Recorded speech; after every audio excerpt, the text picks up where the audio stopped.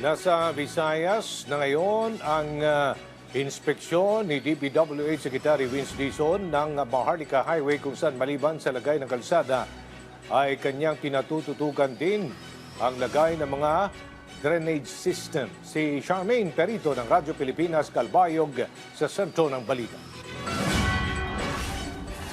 Pagkatapos sa Albay at Sorsogon kahapon, dito naman sa Calbayog City, sunod na nag-inspeksyon si Department of Public Works and Highways, DPWH Secretary Vince Dizon.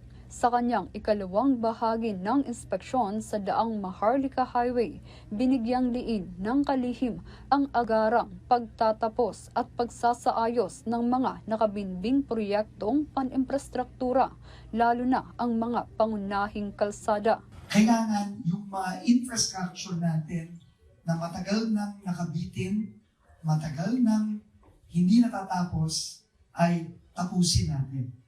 Once and for all. No? All over the country ito. Bagamat karamihan sa mga kalsadang ininspeksyon at pinuntahan ay nasa maayos na kondisyon, may ilang bahagi naman na sira na at kailangang kumpunihin pa rin. Giit ng kalihim, hindi sapat ang panandaliang solusyon na nauuwi lamang sa paulit-ulit na problema. Bukod sa maayos na kalsada, pinapaayos din ni Secretary Dizon ang mga drainage system na isa sa mga dahilan ng mabilis na pagkasira ng mga kalsada. Samantala, malaki ang pasasalamat ng Calbayog City LGU sa pagbisita rito ng kalihim upang personal na makita at maranasan ang biyahe sa daang Maharlika Highway. Ako ito magpasalamat. Siya mismo bumisita nga and nagsakay sa Roro from Matnog to Allen para na-experience niya kung ano kakuri ang pagbiyahe. Then from Allen to Calbayog. At least nakita niya na road condition sa naton kalsada sa Maharlika Highway.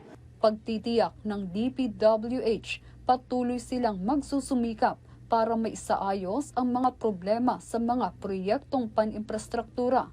Alinsunod sa utos ni Pangulong Ferdinand R. Marcos Jr. na bigyan ng komportableng pamumuhay ang mga Pilipino. Mula rito sa Calbayog para sa Integrated State Media, Charmaine Perito Balvas ng Radyo Pilipinas, Radyo Publiko.